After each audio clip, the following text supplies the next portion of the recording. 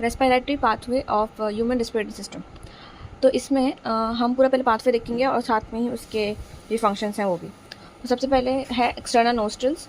तो एयर सबसे पहले एक्सटर्नल नोस्ट्रल्स मतलब one pair of external nostrils होते हैं ह्यूमंस में।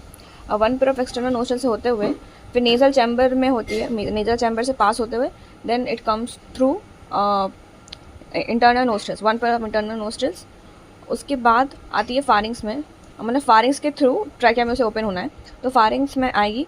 Pharynx is the common passage for food and air.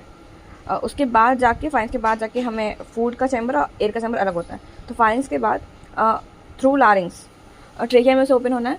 तो लारिंग्स के पहले एक स्ट्रक्चर आता है जिसको बोलते हैं एपिग्लोटिस।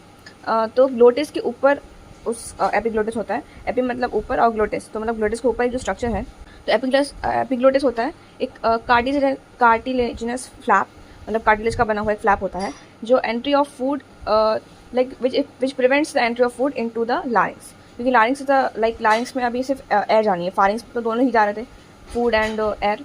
बट ग्लोटिस के वजह एपिग्लोटिस होता है कार्टिलेजिनस फ्लैप, इट्स मतलब कार्टिलेज से बना हुआ।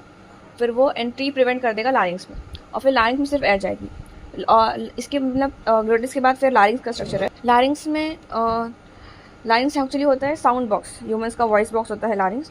तो larynx is actually cartilaginous sound box. तो larynx opens into trachea. Trachea supported by incomplete cartilaginous rings और फिर ट्रेकिया से ही ये कार्टिलेजिनस रिंग शुरू हो जाती हैं। ट्रेकिया से लेके हम जो अभी आगे पढ़ेंगे इनिशियल ब्रोंकियोल्स तक ये incomplete rings of cartilage present होती हैं। तो trachea divides at fifth thoracic vertebrae into two bronchi. तो एक ट्रेकिया दो ब्रोंकाई में डिवाइड हो रही है और ये कहाँ पे हो रहा है, फिफ्थ थोरैसिक वर्टिब्रे में। फिफ्थ थोरैसिक वर्टिब्रे में ब्रोंकाई बन गई, ब्रोंकाई से निकलते हैं ब्रोंकियोल्स। सबसे पहले प्राइमरी ब्रोंकियोल्स, फिर सेकेंडरी ब्रोंकियोल्स, फिर इनिशियल से लेकर टर्मिनल ब्रोंकियोल्स तक। मतलब टर्मिनल ब्रोंकियोल्स तक पहुँचते पहुँचते उसकी वॉल बहुत थिन हो जाती है और फिर जो नेटवर्क होता है इनिशियल ब्रोंकियोल से लेके टर्मिनल ब्रोंकियोल्स फिर एल्वेलाई तक, ये ही एक्चुअली लंग्स में होता है, मतलब लंग्स बनाता है। लंग्स में अगर पूछे क्या क्या हो रहा है तो इनिशियल ब्रोंकियोल से लेके जो नेटवर्क है like this diverging network of initial bronchioles, मतलब ब्रोंकी से लेके ब्रोंकियोल्स एल्वेलाई तक वो लंग्स बनाता है।